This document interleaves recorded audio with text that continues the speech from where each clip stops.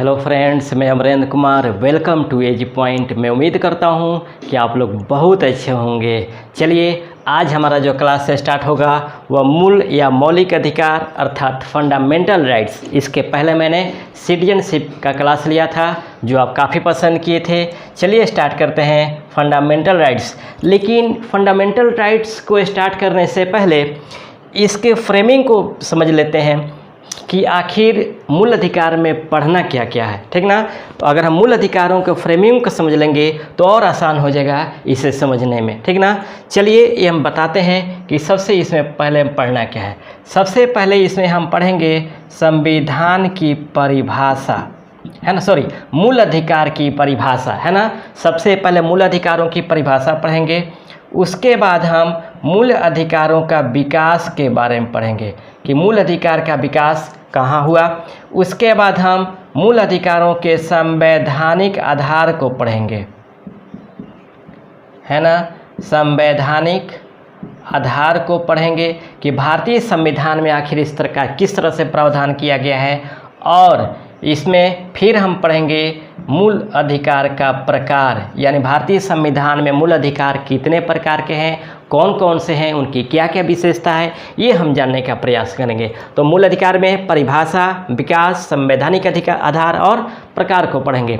सबसे भारतीय संविधान में सबसे महत्वपूर्ण अगर चैप्टर है तो आपको मूल अधिकार का चैप्टर है, क्योंकि लगभग सभी एग्जामों में इससे क्वेश्चन बनते हैं, चाहे वो सिविल सर्विसेज का हो या आपको एसएससी रेलवे बैंकिंग या आर्मी विशेष या बिहार पुलिस हो, इन सब से क्वेश्चन बनते हैं। तो चलिए इसको एकदम सिंपली तरीके से आपको समझाते हुए लेकर चलते हैं। आराम से इसे पढ़िए, मज़ा आएगा। चलिए सबसे पहले हम बात करते हैं परिभाषाओं को। कहा जाता है मूल अधिकार उस अधिकारों को कहा जाता है जो व्यक्ति के जीवन के लिए मौलिक होने के कारण संविधान द्वारा नागरिकों को प्रदान किए जाते हैं और जिनमें राज्यों द्वारा कोई हस्तक्षेप नहीं किया जा सकता। फिर समझिएगा, मूल अधिकार उन अधिकारों को कहा जाता है जिनमें व्यक्ति के जीवन के लिए मौलिक होने के कारण संविधान द्वारा नागरिकों को प्रदान किया जाता है और जिनमें राज्यों द्वारा हस्तक्षेप नहीं किया जा सकता। साथ ही मौलिक अधिकार एक ऐसे अधिकार हैं जो व्यक्ति के व्यक्तित्व के पूर्ण विकास के लिए आवश्यक है। फिर समझिएगा, मूल अधिकार एक ऐसे अधिकार हैं जो व्यक्ति के व्यक्तित्व के पूर्ण विकास के लिए आवश्यक हैं। इसके बिना व्यक्ति के व्यक्तित्व का पूर्ण विकास संभव नहीं है और इसी का संवैधानिक आधार भारतीय संविधान में पढ़ा जाता है। चलिए अब हम बात करते हैं भारतीय संविधान के विकास का। आखिर इसका विकास कहाँ पर हुआ, समझिएगा। मूल अधिकार का जो विकास सबसे पहले हुआ वह आपको ब्रिटेन में हुआ, है ना। सबसे पहले मूल अधिकार का जो विकास हुआ वह ब्रिटेन में हुआ था और ब्रिटेन के राजा थे सर जॉन, है ना। जो ब्रिटेन के राजा थे वह सर जॉन थे। इन्होंने 1215 ईस्वी में मैग्ना कार्टा नामक दस्तावेज के माध्यम से अपने नागरिकों को कुछ मूल अधिकार प्रदान किए थे, है ना। फिर से समझिएगा, सबसे पहले मूल अधिकार का जो विकास हुआ वह ब्रिटेन में हुआ था। ब्रिटेन के राजा सर जॉन ने 1215 ईस्वी में अपने नागरिकों को कुछ मूल अधिकार दिया था, वह मैग्ना कार्टा नामक दस्तावेज के माध्यम से। लेकिन विश्व में सबसे पहले मूल अधिकार को जो लागू करने वाला देश है वह आपको अमेरिका है ना। मूल अधिकार को लागू करने वाला जो देश है वह अमेरिका है। क्वेश्चन दो प्रकार से बनेंगे, इस क्वेश्चन के स्वरूप को समझिएगा, नहीं तो कंफ्यूज हो जाइएगा। अगर क्वेश्चन आता है कि विश्व में सबसे पहले मूल अधिकार का विकास किस देश में हुआ, तो ब्रिटेन में हुआ था। फिर दूसरा क्वेश्चन बनेगा कि विश्व में सबसे पहले मूल अधिकार को लागू करने वाला देश कौन है, तो आपको अमेरिका है। कंप्लीट। अब हम इसके संवैधानिक आधार की बात करते हैं, है ना। भारतीय संविधान में इसके मूल अधिकारों के संवैधानिक आधारों की बात करते हैं। समझिएगा, भारत में सर्वप्रथम मूल अधिकार को जो मांग किया था वह बाल गंगाधर तिलक ने किया था, है ना। बाल गंगाधर तिलक ने, इन्होंने 1895 के स्वराज विधेयक के माध्यम से, है ना, स्वराज विधेयक के माध्यम से इन्होंने मूल अधिकार की मांग रखी थी, है ना। आज है क्वेश्चन कि भारत में सबसे पहले मूल अधिकार की मांग किसने रखा था, तो आपको बाल गंगाधर तिलक ने कब, 1895 में। किस विधेयक के माध्यम से, तो स्वराज विधेयक के माध्यम से। उसके बाद आपको आते हैं 1931 में, जब कांग्रेस का कराची अधिवेशन हुआ था, है ना, कराची अधिवेशन, समझिएगा। इस कराची अधिवेशन की जो अध्यक्षता की थी वह सरदार वल्लभ भाई पटेल ने की थी, वल्लभ भाई पटेल ने की थी, समझिएगा। सबसे पहले मूल अधिकार से संबंधित प्रस्ताव को जो प्रस्तुत किया गया था वो आपको 1931 के कराची के कांग्रेस अधिवेशन में किया गया था, और प्रस्तुत करने वाले कौन थे, सरदार वल्लभ भाई पटेल थे, ठीक ना। सबसे पहले 1931 के कराची के कांग्रेस अधिवेशन में ही सरदार वल्लभ भाई पटेल ने मूल अधिकार से संबंधित प्रस्ताव को प्रस्तुत किया था। उसके बाद हम आगे चलते हैं।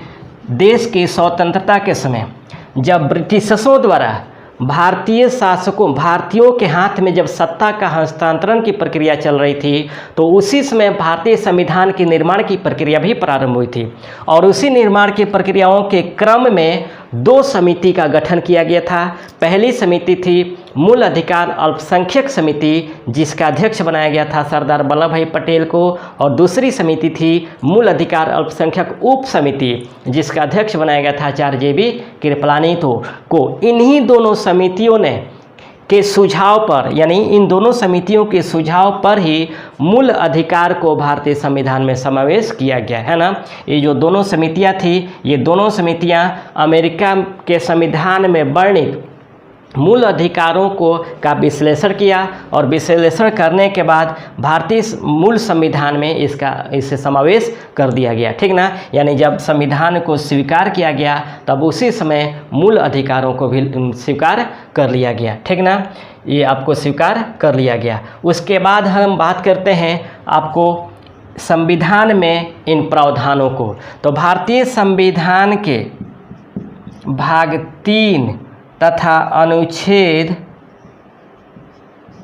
12 से 35 तक में मूल अधिकारों का प्रावधान किया गया है ना। जब संविधान लागू हुआ उस समय तक, यानी मूल संविधान में जो वर्णन किया गया वह भारतीय संविधान के भाग 3 तथा अनुच्छेद 12 से 35 तक में मूल अधिकारों का प्रावधान किया गया। और याद रखिएगा, ये जो मूल अधिकार का प्रावधान लिया गया था कहाँ से, अमेरिका के संविधान से लिया गया था, है ना। आ जाए क्वेश्चन कि भारतीय संविधान में वर्णित मूल अधिकार किस देश के संविधान से लिया गया है, तो अमेरिका के संविधान से लिया गया है। याद रखिएगा, ये भी भाग 3 को भारतीय संविधान मूल अधिकार का मैग्ना कार्टा कहा जाता है ना, मैग्ना कार्टा कहा जाता है। आ जाए क्वेश्चन कि भाग 3 को भारतीय संविधान के किस भाग को मैग्ना कार्टा कहा जाता है, तो भाग 3 को मैग्ना कार्टा कहा जाता है। और अनुच्छेद 12 से 35 तक में आपको 15, 16, 19, 29 एवं 30 ऐसे अधिकार हैं जो केवल भारतीयों को प्राप्त है ना। मूल अधिकार में 15, 16, 19, 29 एवं 30 ऐसे अधिकार हैं जो केवल भारतीयों को प्राप्त है, विदेशियों को प्राप्त नहीं है। बाकी जितने अधिकार हैं वह विदेशियों को प्राप्त है। इसके अतिरिक्त अनुच्छेद 13, याद रखिएगा, अनुच्छेद 13 को मूल अधिकारों का सुरक्षा कवच कहा गया है ना, सुरक्षा कवच कहा गया है। याद रखिएगा, आ जाए क्वेश्चन कि निम्न में से मूल अधिकारों का सुरक्षा कवच किस अनुच्छेद को कहा गया है, तो अनुच्छेद 13 को कहा गया है। और इसी अनुच्छेद के तहत न्यायपालिका को मूल अधिकारों का सजग प्रहरी माना गया है ना, सजग प्रहरी माना गया है। याद रखिएगा, अगर क्वेश्चन पूछे कि किस अनुच्छेद के तहत मूल अधिकारों का सजग प्रहरी कहा गया है, तो अनुच्छेद 13 के तहत कहा गया है, क्योंकि न्यायपालिका उसकी देखरेख करती है। ठीक, तो ये हमारा संवैधानिक आधार था। अब हम बात करते हैं प्रकारों की, अर्थात मूल अधिकारों का कौन कौन सा प्रकार है। ठीक ना, समझिएगा, मूल संविधान में जो मूल अधिकारों की संख्या थी वह 7 थी। है ना। मूल संविधान में मूल अधिकारों की जो संख्या थी वो आपको 7 थी, है ना। लेकिन 44वें संविधान संशोधन 1978 के तहत संपत्ति के अधिकार को मूल अधिकारों के श्रेणी से बाहर करके इसे कानूनी अधिकार बना दिया गया, कानूनी या विधिक अधिकार बना दिया गया। फिर समझिएगा, बहुत ही इंपॉर्टेंट है। क्वेश्चन इस तरह से पूछता है कि किस संविधान संशोधन के तहत संपत्ति के अधिकार को समाप्त किया गया या हटाया गया, तो 44वें संविधान संशोधन द्वारा। कब? 1978 में। फिर समझिएगा, संपत्ति के अधिकार को जो मूल संविधान में मूल अधिकारों की संख्या 7 थी, उसमें 44वें संविधान संशोधन 1978 के तहत संपत्ति के अधिकार का, जिसका वर्णन किया गया था अनुच्छेद 31 के खंड ए में, इसे समाप्त किया गया और इसे भारतीय संविधान के भाग 12 तथा अनुच्छेद 300 के खंड ए में प्रावधान कर दिया गया, है ना। समझिएगा, फिर संपत्ति के अधिकार का जो वर्णन किया गया था अनुच्छेद 31 के खंड ए में, इसे समाप्त किया गया और इसे भारतीय संविधान के भाग 12 में अनुच्छेद 300 के खंड ए में कानूनी या विधिक अधिकार बना दिया गया।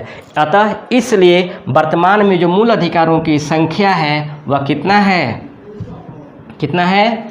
6 मूल अधिकार है। वर्तमान में मूल अधिकारों की जो संख्या है वो आपको 6 मूल अधिकार है। और कौन कौन सा मूल अधिकार है ये आइए हम देख लेते हैं, है ना। पहला है समता या समानता का अधिकार, समता या समानता का अधिकार। समझिएगा, समता या समानता का अधिकार का जो वर्णन किया गया है वह अनुच्छेद 14 से 18 तक में वर्णन किया गया है। दूसरा है आपको स्वतंत्रता का अधिकार, है ना। स्वतंत्रता का अधिकार का जो वर्णन किया गया है अनुच्छेद 19 से 22 तक में किया गया है। फिर समझिएगा, है ना, स्वतंत्रता का अधिकार का वर्णन किया गया अनुच्छेद 19 से 22 तक में। और तीसरा है शोषण के विरुद्ध अधिकार, है ना, शोषण के विरुद्ध अधिकार, ठीक ना। शोषण के विरुद्ध अधिकार का जो वर्णन किया गया है वह आपको 23 से 24 तक में वर्णन किया गया है, 23 से 24 तक में वर्णन किया गया है। और चौथा है धार्मिक स्वतंत्रता का अधिकार, धार्मिक स्वतंत्रता का अधिकार का वर्णन किया गया है अनुच्छेद 25 से 28 तक में वर्णन किया गया है। उसके बाद 5 नंबर में संस्कृति एवं शिक्षा का अधिकार को जो वर्णन किया गया है वो आपको 29 से 30 तक में वर्णन किया गया है ना। और 6 नंबर में है संवैधानिक उपचारों का अधिकार, संवैधानिक उपचारों का अधिकार, है ना। संवैधानिक उपचारों का अधिकार का जो वर्णन किया गया अनुच्छेद 32 में किया गया है। फिर समझिएगा, सबसे आसान है समता या समानता का अधिकार अनुच्छेद 14 से 18 में, स्वतंत्रता का अधिकार अनुच्छेद 19 से 22 में, शोषण के विरुद्ध अधिकार 23 से 24 में, धार्मिक स्वतंत्रता का अधिकार 25 से 28 में, संस्कृति एवं शिक्षा संबंधी अधिकार अनुच्छेद 29 से 30 में, तथा संवैधानिक उपचारों का अधिकार अनुच्छेद 32 में वर्णन किया गया है। ये क्रम को याद रखेंगे। क्रम को याद इसलिए रखिएगा कि कभी कभी मैच करने के लिए दे देता है क्वेश्चन, एक तरफ अधिकार दे देगा, एक तरफ अनुच्छेद दे देगा, है ना। तो ये मैच करने के लिए देता है किस अधिकार का किस अनुच्छेद में वर्णन किया गया है, या कभी क्रम लगाने के लिए अधिकार दे देता है, क्रम लगाने के लिए क्वेश्चन देता है कि इन अधिकारों का क्रम से सजाएं, ठीक ना। तो इसको जानना जरूरी है। आइए अब एक एक मूल अधिकारों को हम डिटेल रूप से समझने का प्रयास करते हैं कि किस अधिकार में क्या क्या वर्णन किया गया है, ठीक ना। चलिए 1 नंबर से स्टार्ट करते हैं। 1 नंबर है समता या समानता का अधिकार, समानता का अधिकार यानी right of equality, right of equality, है ना। राइट ऑफ इक्वलिटी का जो वर्णन किया गया है वो आपको 14 से 18 तक में, यानी कुल अनुच्छेदों की संख्या कितनी है? 5 है। ये क्वेश्चन ये भी पूछता है कि समता के अधिकारों में कुल अनुच्छेदों की संख्या कितनी है, तो 5 है। 14 से 18 तक में समता या समानता के अधिकारों का वर्णन किया गया है। आइए इनके एक एक अनुच्छेदों के बारे में जानने का प्रयास करें कि किस अनुच्छेद में क्या क्या वर्णन किया गया है। समझिएगा, अनुच्छेद 14 में वर्णन किया गया है कि विधि के समक्ष समता एवं विधि के समान संरक्षण का प्रावधान किया गया है। अनुच्छेद 14 में विधि के समक्ष समता, विधि के समक्ष समता एवं विधि के समान संरक्षण का प्रावधान किया गया है। समझिएगा, अनुच्छेद 14 में विधि के समक्ष समता एवं विधि के समान संरक्षण का प्रावधान किया गया है। ये दोनों को जानने का प्रयास कीजिएगा, बहुत ही इंपॉर्टेंट है। विधि के समक्ष समता का जो प्रावधान किया गया है वो आपको ब्रिटेन से लिया गया है ना। विधि के समक्ष समता का जो प्रावधान यह ब्रिटेन से लिया गया है, और विधि के समान संरक्षण का जो प्रावधान लिया गया है वो आपको अमेरिका से लिया गया है, यूएसए से, संयुक्त राज्य अमेरिका से लिया गया है, ठीक ना। तो 14 में ये प्रावधान किया गया, याद रखिएगा कि 14 में सीधे याद रखिएगा समता या समानता का अधिकार, यानी सबके साथ समान व्यवहार करने का इसमें प्रावधान है। इसमें विधि के समक्ष समता का प्रावधान है और विधि के समान संरक्षण का प्रावधान है। विधि के समक्ष समता का प्रावधान लिया गया ब्रिटेन से और विधि के समान संरक्षण का प्रावधान लिया गया संयुक्त राज्य अमेरिका से। अब हम बात करते हैं अनुच्छेद 15। समझिएगा, इस अनुच्छेद के तहत किसी भी व्यक्ति के साथ उसके भाषा, जाति, धर्म, भाषा, जाति, धर्म, जन्म, लिंग इत्यादि के आधार पर भेदभाव नहीं किया जा सकता, है ना। ये प्रावधान किया गया अनुच्छेद 15 में कि किसी व्यक्ति के साथ, चाहे वो किसी भी धर्म से संबंधित हो, किसी भी जन्म जाति से संबंधित हो, कोई भी भाषा बोलने वाला हो, किसी भी लिंग से संबंधित हो, उसके साथ किसी भी तरह का कोई भेदभाव नहीं किया जा सकता, ठीक ना। उसके साथ किसी भी तरह का कोई भेदभाव नहीं किया जा सकता, ये आपको अनुच्छेद 15 में प्रावधान किया गया है। उसके बाद हम बात करेंगे अनुच्छेद 16, लोक नियोजन। लोक नियोजन में अवसर की समानता। लोक नियोजन में अवसर की समानता। समझिएगा, यहाँ पे लोक नियोजन का मतलब होता है सरकारी नौकरी, है ना। सरकारी नौकरियों में अवसर की समानता का प्रावधान किया गया है। इसमें प्रावधान किया गया है कि अगर कोई व्यक्ति जिस कैटेगरी से संबंधित है उसे अवसर, उसे रिजर्वेशन प्रदान किए जाएंगे, इससे उनको वंचित नहीं किया जा सकता है। फिर आपको अनुच्छेद 17 में अस्पृश्यता के अंत का प्रावधान किया गया है। अस्पृश्यता के अंत का प्रावधान किया गया है। अंत का प्रावधान किया गया है, यानी किसी भी व्यक्ति के साथ छुआछूत की भावना का विभेद किया गया है। इसमें अस्पृश्यता अपराध अधिनियम 1955, अस्पृश्यता अपराध अधिनियम 1955 बनाया गया है और इसी के तहत अस्पृश्यता के अंत का प्रावधान किया गया। यदि कोई व्यक्ति जातिगत आधार पर किसी के साथ भेदभाव करता है तो उसे दंड दिए जाने का प्रावधान है ना। उसके बाद हम बात करते हैं अनुच्छेद 18, है ना। अनुच्छेद 18 में उपाधियों के अंत का प्रावधान किया गया है, ठीक। अनुच्छेद 18 में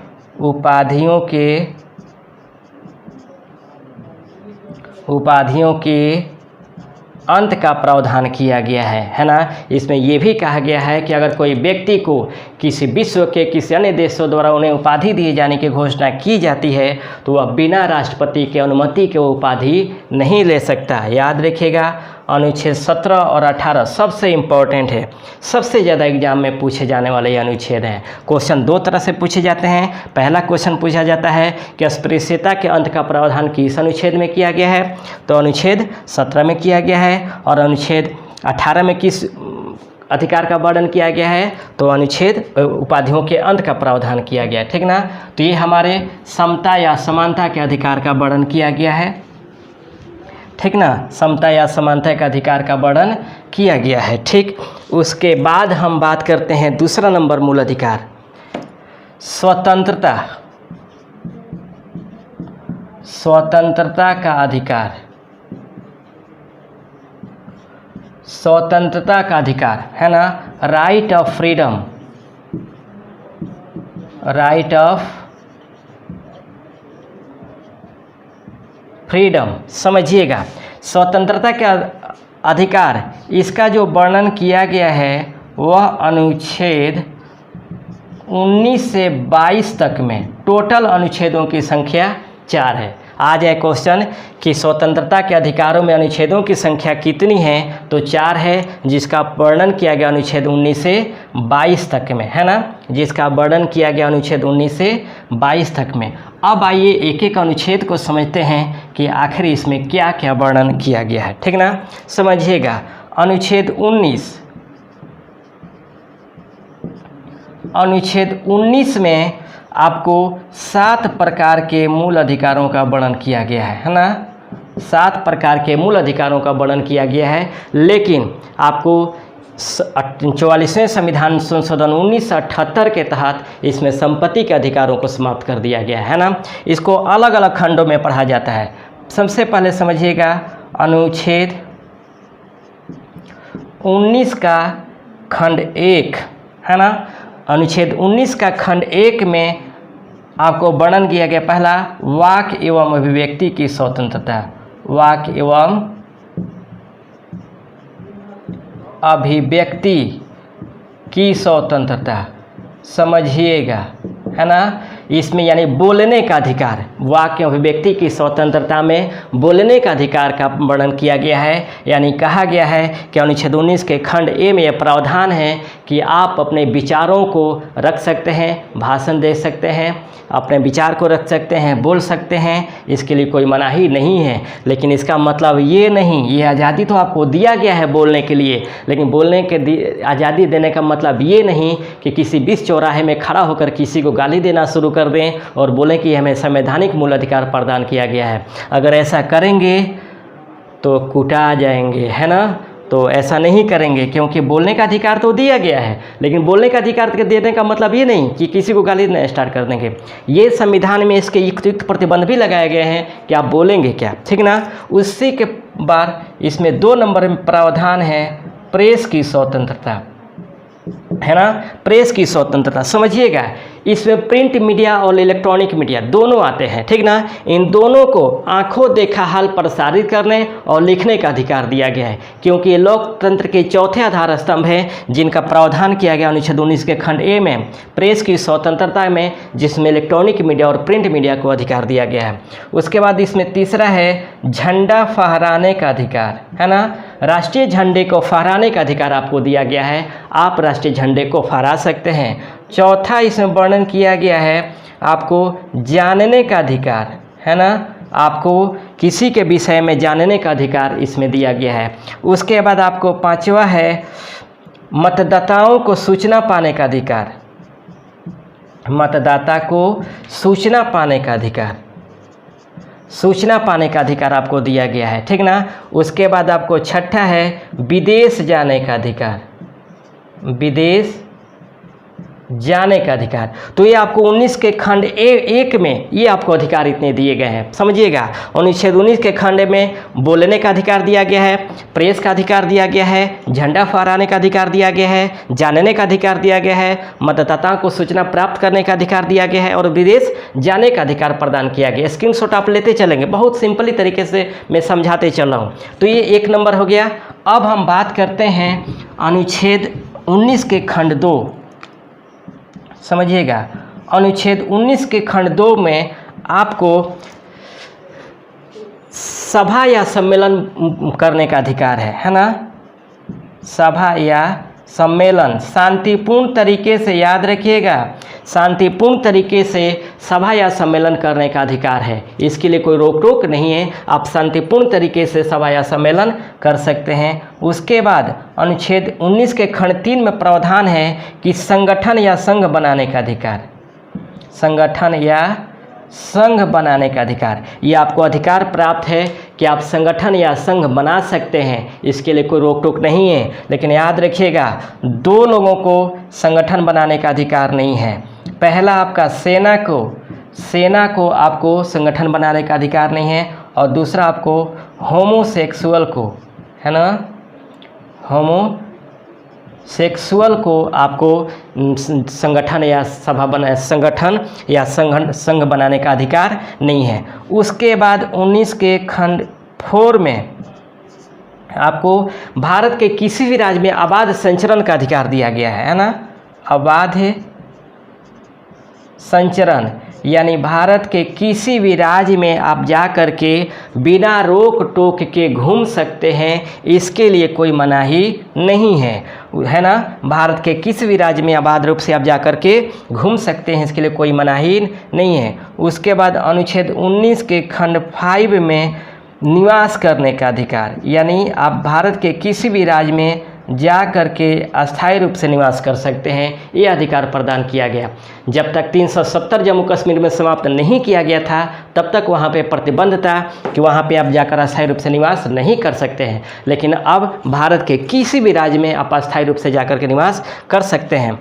उसके बाद अनुच्छेद 19 के खंड 6 में आपको प्रावधान था वहीं संपत्ति के अधिकार को, ठीक ना, संपत्ति के अधिकार था, जो 44वें संविधान संशोधन 1978 के तहत इसे समाप्त कर दिया गया। और 19 के खंड 7 में प्रावधान है रोजगार या व्यापार अपनाने का अधिकार।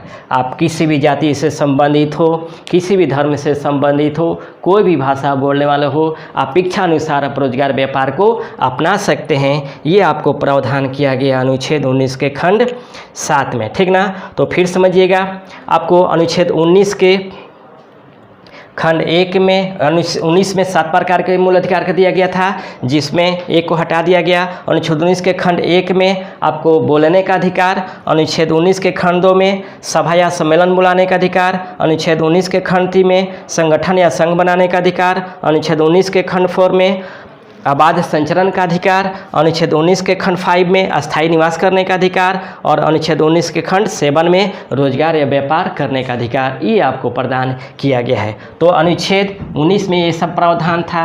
अब हम बात करते हैं अनुच्छेद 20, समझिएगा, अनुच्छेद 20 समझिएगा। अनुच्छेद 20 में प्रावधान है सजाओं के विरुद्ध दोषसिद्धि का संरक्षण, सजाओं के विरुद्ध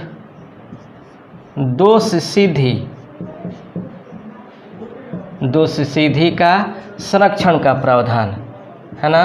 समझिएगा, आपको इसमें प्रावधान है कि कोई व्यक्ति अगर गिरफ्तार होता है तो अपने सजाओं के विरुद्ध दोषसिद्धि के संरक्षण का उसे अधिकार दिया गया है। ये अधिकार 3 प्रकार से है।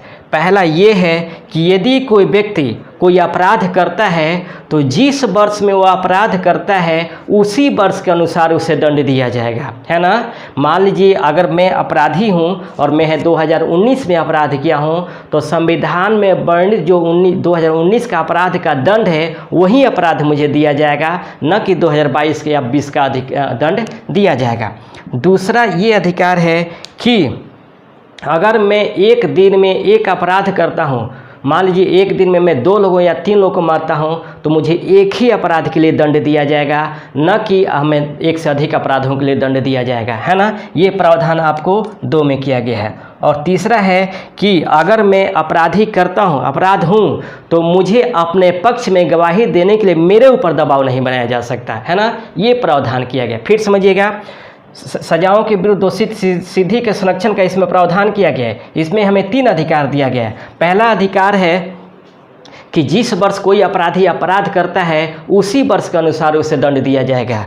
दूसरा है कि एक से अधिक, एक अपराधी को जो अपराध करता है तो एक से अधिक अपराध के लिए उसे दंडित नहीं किया जा सकता। और तीसरा है किसी भी अपराधी को उसको अपने पक्ष में गवाही देने के लिए दबाव नहीं बनाया जा सकता। ये आपको अनुच्छेद 20 में है। अनुच्छेद 21 में आपको वर्णन किया गया है प्राण एवं दैहिक स्वतंत्रता, है ना, प्राण एवं दैहिक स्वतंत्रता।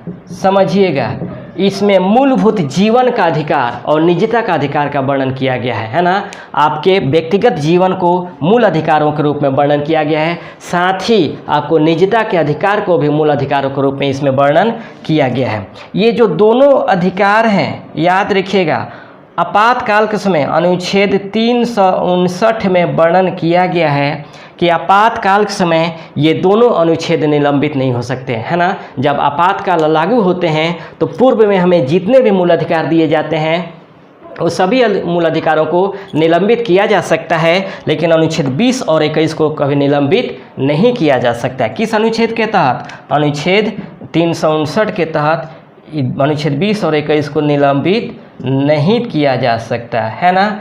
अब समझिएगा, अनुच्छेद 21 का खंड ए, ये मूल संविधान में वर्णन नहीं किया गया था बल्कि बाद में इसे जोड़ा गया है और इसमें शिक्षा को मूल अधिकार के रूप में दर्जा प्रदान किया गया है। शिक्षा को मूल अधिकार